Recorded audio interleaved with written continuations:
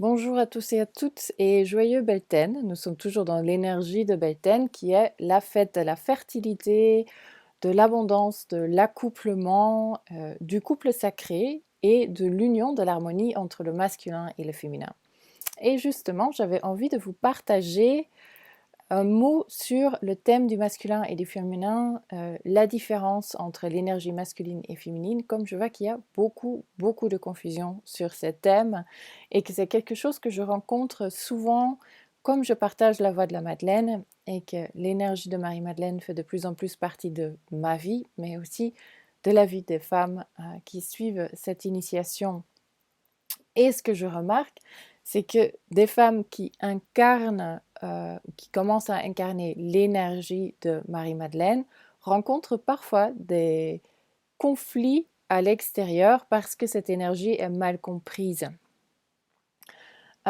Pourquoi? Parce que quand on commence à vraiment incarner l'énergie de Marie-Madeleine, on incarne l'énergie de l'épée dans un premier temps, et l'énergie de l'épée est une énergie d'alignement. C'est une femme qui incarne l'énergie de l'épée de Marie-Madeleine, est une femme qui est immuable dans sa foi, qui est assise dans sa puissance.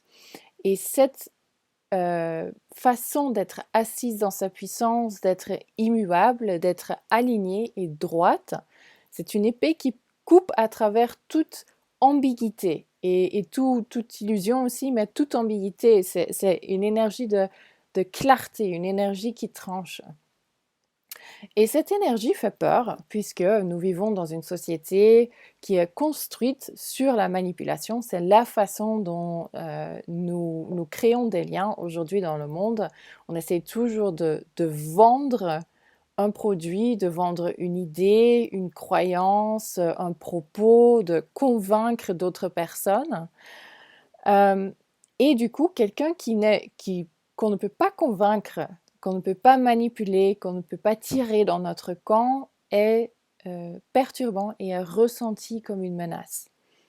Évidemment, l'énergie de Marie-Madeleine n'est pas que l'épée, elle est aussi la coupe, elle est aussi la rondeur, elle est aussi l'énergie de la rose, l'énergie de la douceur, de la beauté et du féminin.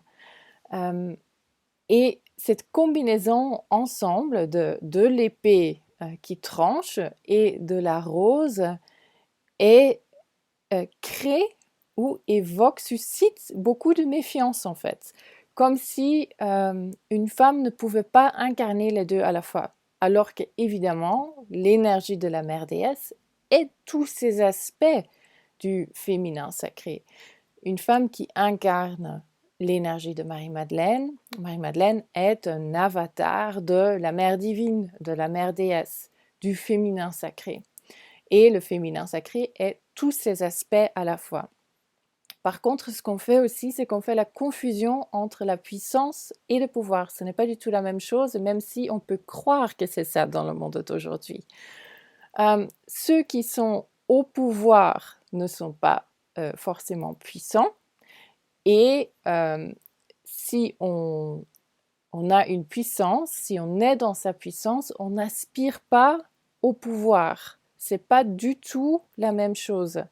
Et aujourd'hui, dans le patriarcat, évidemment, on est très structuré sur des rapports de pouvoir. C'est pour ça aussi que une femme qui incarne sa puissance et qui dégage une puissance naturelle est ressentie comme une menace, comme si elle allait venir prendre quelque chose, souvent de l'homme, ou prendre un pouvoir. Ce n'est pas du tout le propos du féminin sacré. L'énergie du féminin sacré, c'est tout le contraire.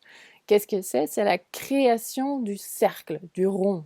C'est ça la structure, l'énergie de ce que tisse, de ce que crée le féminin sacré. C'est la communauté, le cercle autour du feu. C'est ça l'énergie des créations du féminin sacré. Elle cherche à créer des cycles, comme le cycle d'incarnation, le cycle de la vie, le cycle des saisons. C'est cette énergie, l'énergie du féminin sacré. Elle ne crée pas une hiérarchie. L'hiérarchie Et le rapport de pouvoir, les rapports de pouvoir sont une invention et une création du patriarcat.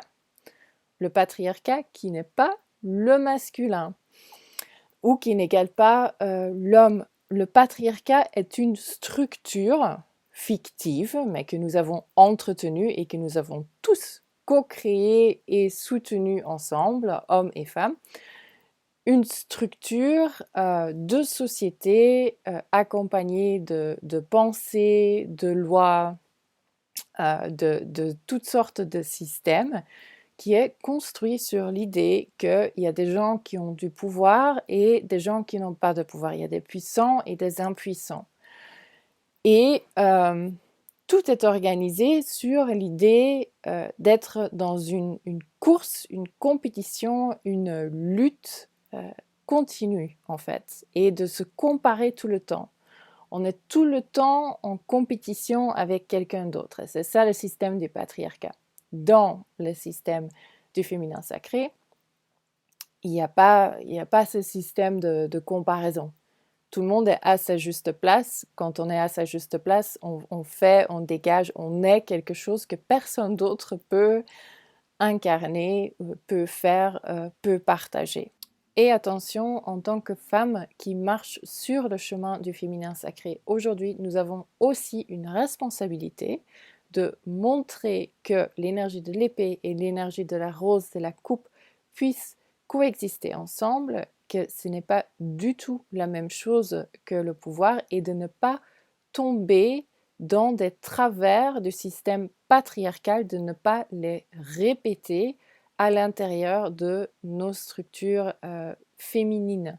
C'est hyper important. Donc de ne pas utiliser une puissance ressentie justement pour nous prouver ou pour prendre le pouvoir sur d'autres personnes, il n'y a rien à prouver, ou d'utiliser une énergie dégagée du féminin sacré, une énergie de beauté qui nous traverse comme une arme de séduction pour manipuler une réalité, pour manipuler un propos, pour attirer des regards envers nous, ou pour justement manipuler une situation pour qu'elle aille dans notre sens. Évidemment, dès qu'on commence à faire ça, on sort du sacré, on sort du chemin du sacré. On peut toujours être dans un chemin féminin, mais le mot sacré et l'énergie du sacré n'est plus du tout là.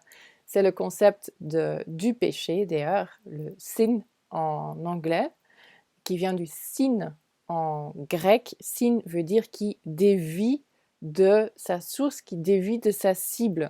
Dès qu'on commence à dévier, on est déjà sorti du chemin. Donc l'énergie de l'alignement, c'est une énergie qui est droite, qui est au centre, qui n'est pas un tout petit peu à gauche ou un tout petit peu à droite.